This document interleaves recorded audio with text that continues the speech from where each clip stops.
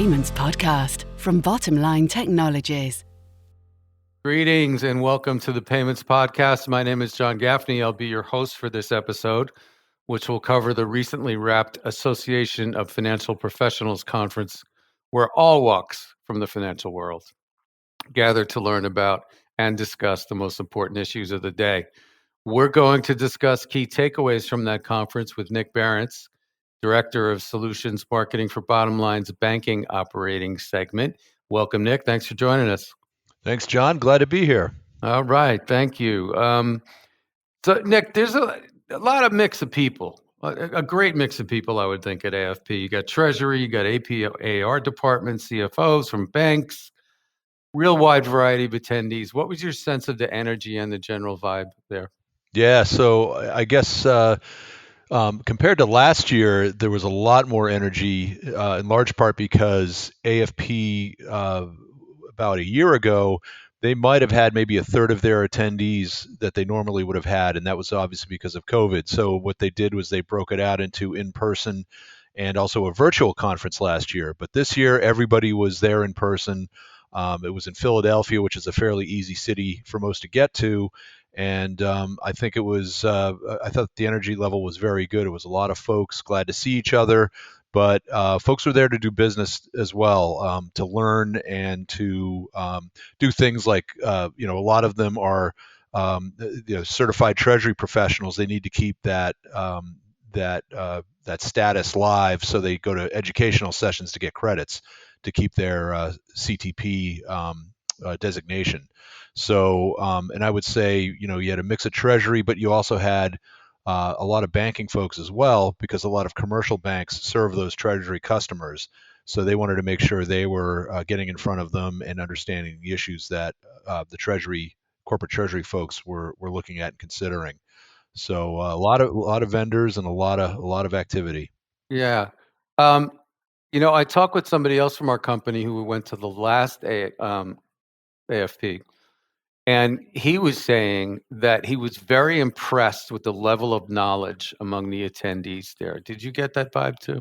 Yeah, definitely. I think a lot of folks came in kind of knowing from a strategic direction, what they were looking for.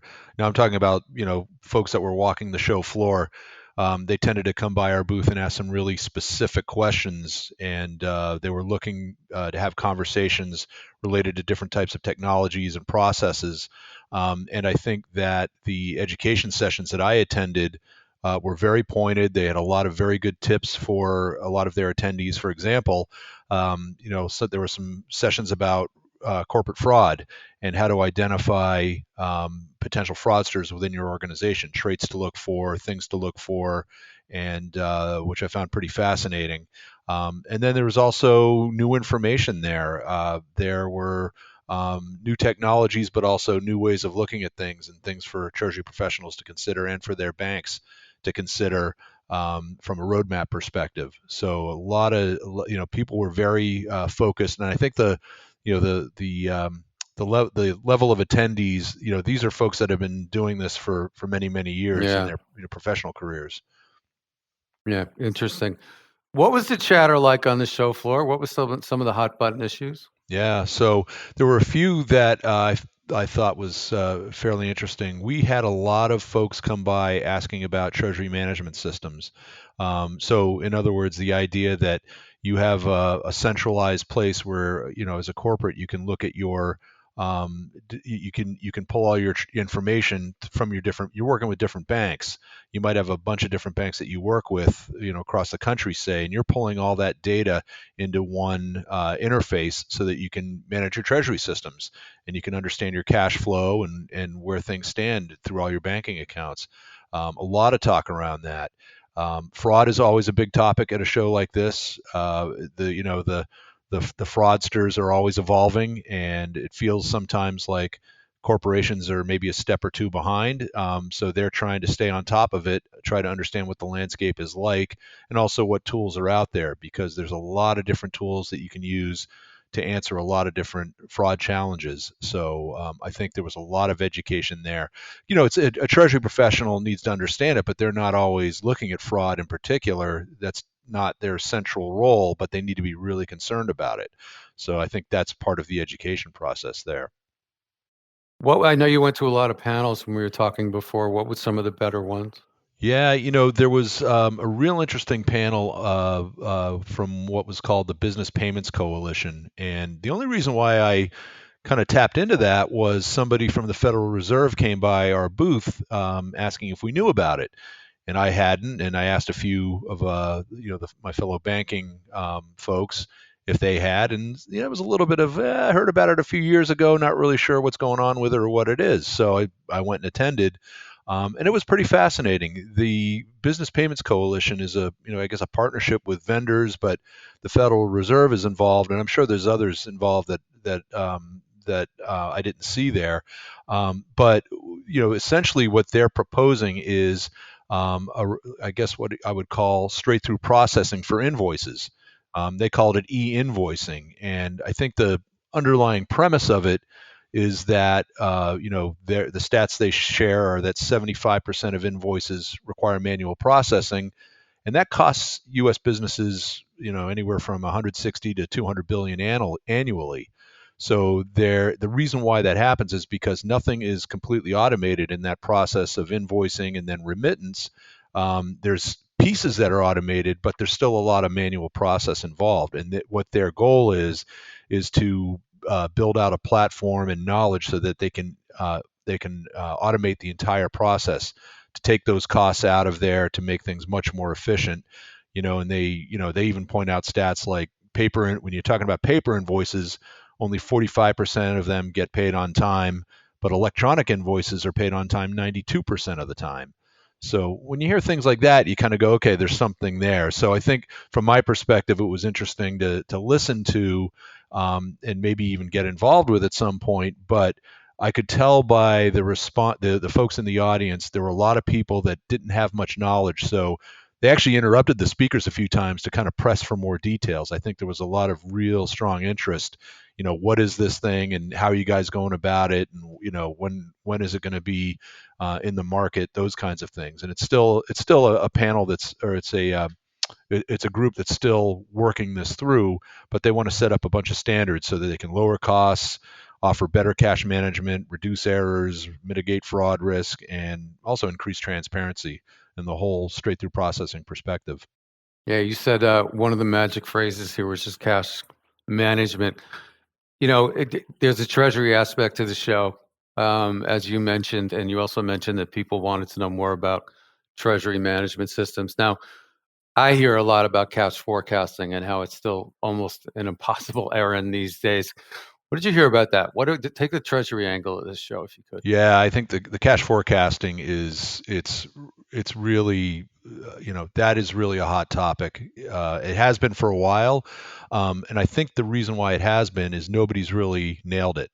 The cash flow forecasting or optimization of your cash flows, nobody's really come out with the best, a solution that provides it from end to end and really simplifies it. There's a lot of different vendors out there that are doing different things, but it's still a burning need. And one of the things I had a chat with an analyst from Solent named Patty Hines, and she said that tends to be one of the top issues for corporates.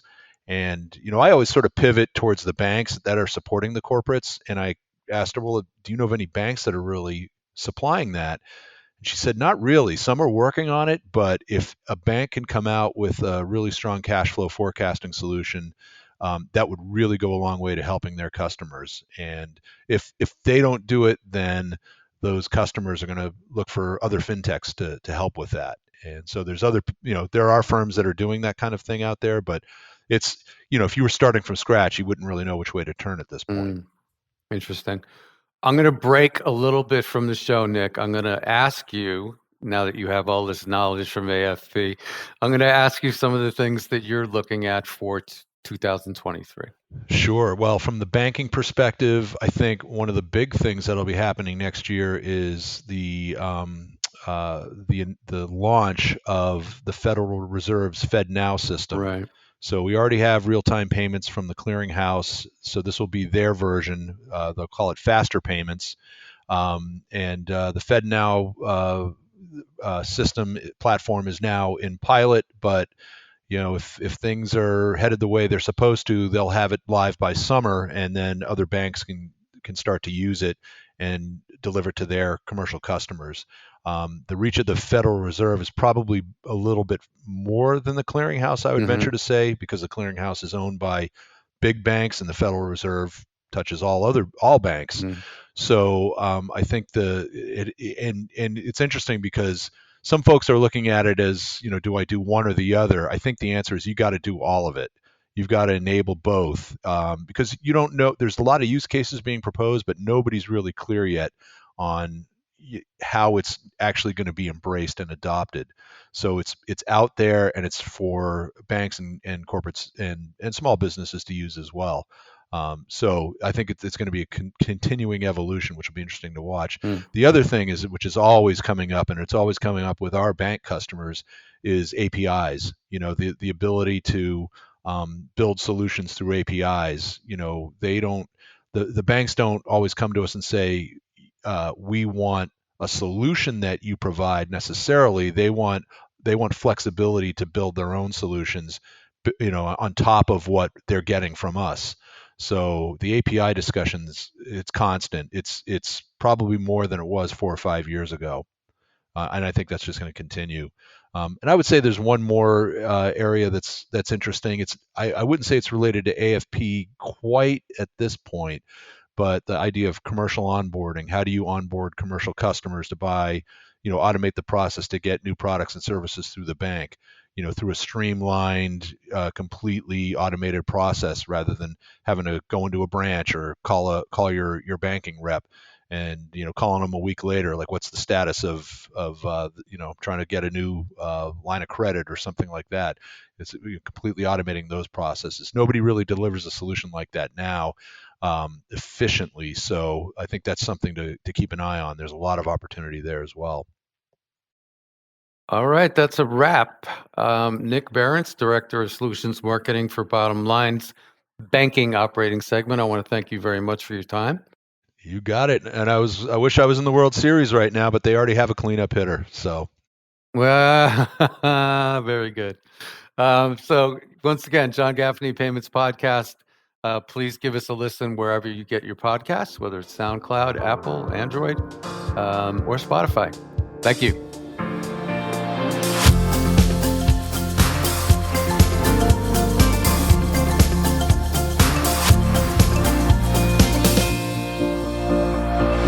Payments Podcast from Bottomline Technologies.